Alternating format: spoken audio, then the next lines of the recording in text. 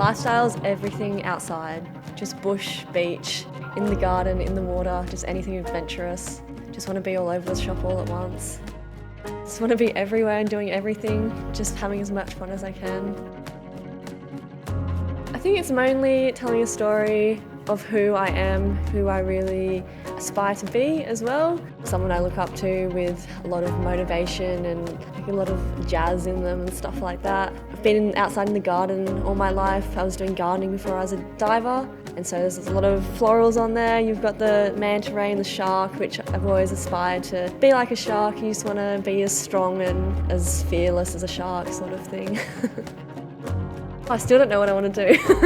I've still got no idea. Just sort of followed the path that I had, sort of led into gardening and outdoor work, and then I always grew up around Dad, and he would always be snorkeling and freediving, and I'd always go out with him. He could always hold his breath longer than me, and I was always jealous. And one day I just thought, how can I stay underwater longer than him? And the idea was to scuba dive, and I started, and I never stopped since the first day. I think it would always be an addiction. I've always been obsessed with the underwater world. I never thought it would turn into a career. I always doubted myself and never thought I could actually be as good as the instructors that taught me. And then with all of their help and all of their push, I realised that maybe I can actually do this and actually do have a spot in this world as a person who can live underwater half their time. It's the freeing feeling again, adrenaline, wanting to go fast, but it's also just an escape from everything, from the real world. It's like scuba diving, you just escape with each one. Very different but very similar. The motorbike's loud and fast and can be scary, and the diving's slow and peaceful and sometimes very cold. But they both just sort of connect each other with escaping from people for a while and escaping from your thoughts and feeling that adrenaline rush and just breathing and letting go of everything that then and there. We are gonna check out Whale Beach. We were gonna check out North Avalon. After looking at that, the swell's hitting the point really hard and it's pumping. So we're not gonna have an enjoyable dive there, so we're gonna see what's around the corner. I think one of the main turning points is when you have a disaster underwater.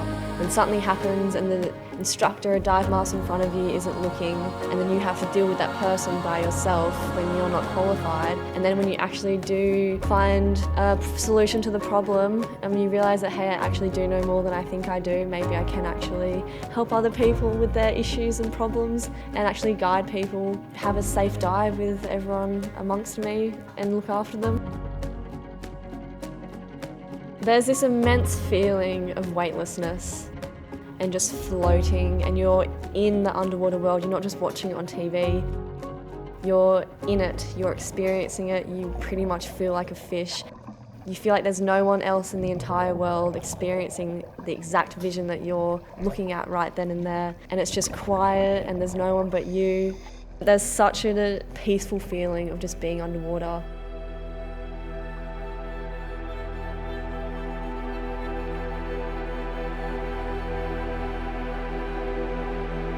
I would love to be an instructor, just seeing everyone have that first smile on their face and watching it click in their head. Watching it click and actually them realising that this is so good, them being able to figure all the gear out by themselves and everything like that, and actually being in the moment without having to stress out about what they're doing and just being able to do it naturally. When it comes to them, you see the light in their eyes and how much fun they're having underwater and how they're really, really enjoying it. And then you get back on the surface and it's the best experience after a good dive when everyone's just so ecstatic about how awesome it was. And you get to share it all together.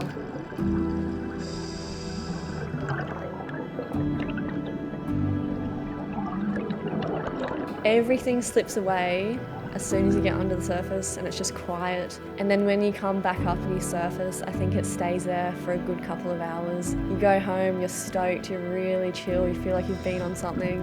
It's a really good experience.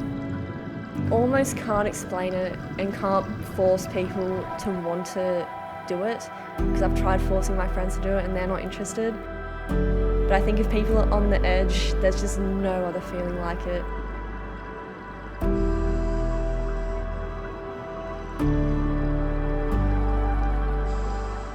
You're underwater, you're under there for 40 minutes to an hour, if not more. You're you're part of a fish. You are literally a fish underwater and you're experiencing all of those sounds and things that no one else is seeing with you, all these different animals that you're a part of. It's unbelievable. You can do little swim throughs and go over rocks and you feel like you're skydiving as you leap over edges.